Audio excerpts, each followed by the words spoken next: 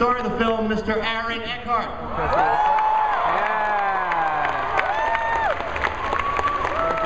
Another one of the stars of Battle Los Angeles, Michelle Rodriguez.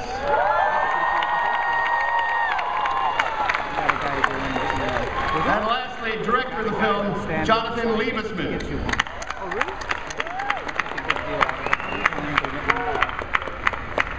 It's signed by the artist. What's this kind of Did Del Toro sign them? Jonathan, let's start with you. The artist. These aliens are, from what I can see, which isn't much, different from any other aliens I've seen on the screen. Can you talk a little bit about these particular aliens and what makes them so terrifying?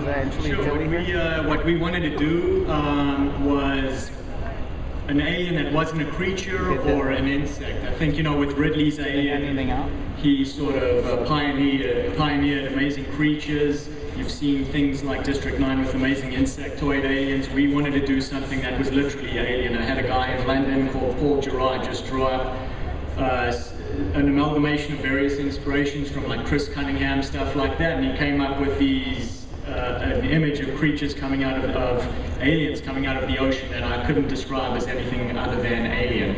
And they had an almost a hint of biomechanicalness to them, but what I loved was I hadn't seen this anywhere, and got me very excited. I showed Neil, and I think he responded the same way. Neil, if you could talk a little bit about the Battle of Los Angeles from the 1940s, from World War II, and how that influences the film. Well, there's been obviously a lot of UFO sightings across the world over time that a lot of people think have been covered up.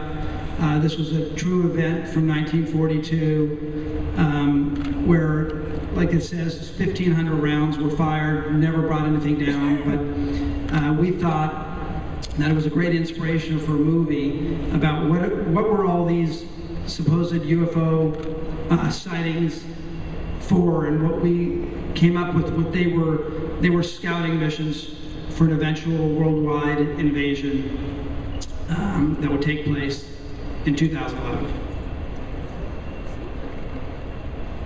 Aaron, did you have to do any special military training? Because obviously the film is from the point of view of one particular Marine platoon that is facing these aliens. I was wondering if you and Michelle, you can answer this too, what training you had to go through? Well, we did 3 weeks of boot camp before production. So we went to Louisiana where we filmed the movie 3 weeks before we were to start, and we all went through boot camp. We slept, we put up a tent, slept in it, showered together, ate together, called each other by our characters' names, you know, tried to be military. We had Marine instructors. We got to know our weapons. We got to know how to think like Marines, act like Marines, swear like Marines, drink like Marines.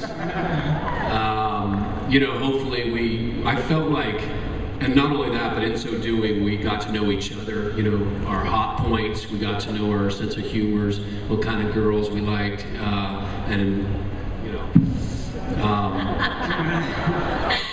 Well, I'm an Air Force tech sergeant in the project, so I was the most Marine-like Air Force tech sergeant there, that's for sure, because I got to train with the boys. Nothing new to me. I do love that world, and I learned how to take apart an MP4, put it back together, an M4, yeah, in less than a minute. So that was kind of fun with a pen. Would you try that now, buddy? Modern warfare does not teach you that. Jonathan, let's talk about the decision to give the point of view of the film to be one particular group of Marines versus taking on all the battles all over the world. Was that a specific decision? Did you want that look of that tightness, that closeness? Well, Chris Bertolini wrote the script. That was his decision, and I think that's what attracted Neil to the script, and that's what attracted me to the film too. I found a lot of the embedded footage you find of Marines in Iraq and Afghanistan incredibly powerful, and I thought that would just be a great way to tell an alien invasion story, and almost in an urban combat kind of way. And so that was not my decision, but I mean, I think it's a great one. I haven't seen it, I have not seen an alien invasion film told from the perspective of just a Marine platoon without cutting to the president or, you know, like Independence Day where you go all over the world. I just love this very myopic view of an alien invasion. It's very intense and reminded me of movies I love, like Black Hawk Down, you know, but putting aliens in that world. But to give Jonathan a little bit more credit, you know, it was shot in a very specific way. I mean, you picked Lucas for a reason, the cinematographer. I mean, you literally, like, I grabbed, when I saw about 40 minutes of it the day before yesterday, I literally, like, grabbed an imaginary Xbox control and tried to move out of the way. It's very first-man shooter, the perspective through the whole process, and I think that really just creates a whole other interesting experience as an audience member watching the movie. Yeah, I think there's a lot of like influence on our, you know, our generation from video games, and again, like, you know, embedded war footage is very first person, so the movie, it feels a bit like modern warfare, a bit like Halo, you know. But I love that kind of stuff. Aaron, does a film with a story like this, where the stakes are so high, does that give you an opportunity as an actor to explore aspects of the human condition you wouldn't get to in a romantic comedy or something like that? Absolutely. I mean, as an actor, you always you want to extend your range and play the range from top to bottom, and I think the audience is like that when they see their actors going for it. You know, that things mean something. When one of your Marines dies, or you're up against impossible odds as an actor, and you really go for it, and you see your guys going for it. There are times on this movie when we would take 5 minutes. Jonathan really ran us like dogs the whole time, never gave us any breaks, any water, any food. And we could have afforded it, but he didn't think it was good for the movie.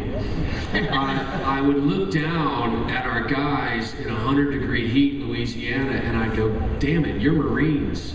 I mean, they had the dust and the grit and the 1,000-yard stare, and they were worked to the bone. And I just thought, I mean, look, I'm an actor, I don't know anything, but those guys look like Marines, and we're doing some real stuff here. And as an actor, you go home at the end of every day and go, that's why I became an actor.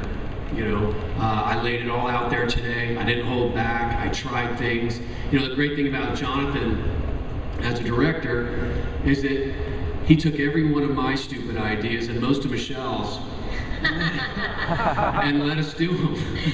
You know? Let's see if they like it first, then. You know, and you know, because we got ideas firing, our synapses are firing all the time because we're actors. And Jonathan really let us go there, and I think it really helped the film. And he really knows how to work with actors. I don't know why I said that, but the film's great. Michelle, you've done a lot of action films and a lot of work like that. When a film set is physically exhausting, when it's grueling work, is it harder for you to focus as an actor? Or does it No, it's actually easier for me because I'm more physical than I am, you know, mental. But yeah, playing a tech sergeant was actually the challenging aspect of it all, because then I had to geek out really.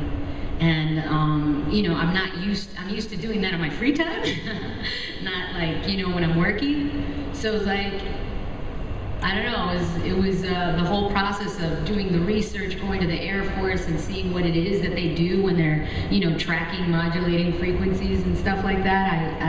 I found that whole world intriguing, and after that, I gotta say, we really are safe. These guys are busting booty every day, tracking all kinds of stuff. So America's a really, really safe place. But that was, I think, the most challenging aspect of it. The boot camp and stuff, yes, it was grueling, it was tough, but I didn't have to sleep there like they did. And yeah, you know, 100 sit-ups, a couple push-ups, 2 miles, you know, they let me lag behind.